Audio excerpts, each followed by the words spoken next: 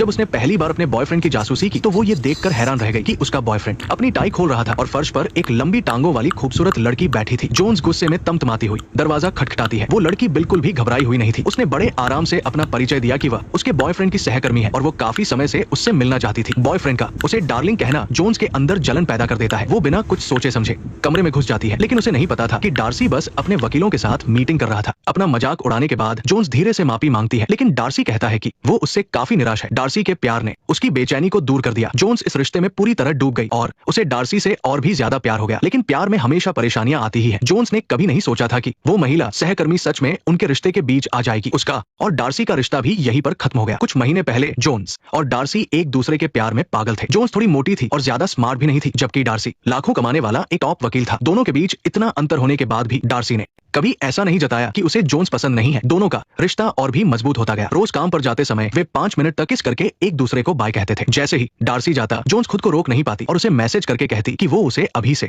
Miss करने लगी है। जोन्स को तो ये भी लगने लगा था कि डार्सी जल्द ही उसे प्रपोज करेगा, लेकिन आज जैसे ही जोन्स काम पर पहुंची, उसकी मुलाकात अपने एक्स बॉयफ्रेंड डैनियल से हो गई। उसने हाल ही में अपनी जॉब बदली थी और उसने जोन्स को धोखा देने के लिए माफी भी मांगी। उसने कहा कि वो अब पूरी तरह बदल चुका है और चाहता था कि जोन्स उसे एक और मौका दे, लेकिन जोन्स उसके फ्लर्टिंग वाले रवैये से तंग आ चुकी थी और उसके लिए वफादार डार्सी ही सबसे सही था। वही उसका सच्चा प्यार था। हालांकि उस रात वकीलों की पार्टी के लिए जोन्स ने बहुत अच्छे से तैयार होने की कोशिश की, लेकिन पार्टी में पहुंचते ही सब उसका मजाक उड़ाने लगे। जोन्स तुरंत वॉशरूम में जाकर अपना मेकअप ठीक करने लगी, लेकिन बाहर आने पर उसने देखा कि डार्सी और उसकी सहकर्मी एक साथ कितने अच्छे लग रहे थे। प्यार ने उसके अंदर हीन भावना भर दी थी और बाकी की पूरी पार्टी ने भी उसे फिर से याद दिलाया कि उन दोनों के बीच कितना फर्क है। अमीर और बड़े लोग इस बात पर चर्चा कर रहे थे कि गरीबों की मदद नहीं करनी चाहिए क्योंकि इससे वे और भी ज्यादा आलसी हो जाते हैं। इन लोगों का ये घमंड देखकर जोन्स को बहुत बुरा लगा और जोन्स को सबसे ज्यादा बुरा इस बात का लगा कि डिनर के समय सीटिंग अरेंजमेंट के कारण उसे एक मोटे आदमी के बगल में बैठना पड़ा, जबकि डार्सी अपनी महिला सहकर्मी के बहुत करीब बैठा था। इसके बाद होने वाले गेम सेशन में जोन्स को सबने पूरी तरह से इग्नोर कर दिया। वो खूबसूरत और आकर्षक महिला सहकर्मी डार्सी के लिए उससे कहीं ज्यादा परफेक्ट लग रही थी। वहाँ एनाबेल और मार्क जैसे हाई प्रोफाइल लोग भी थे।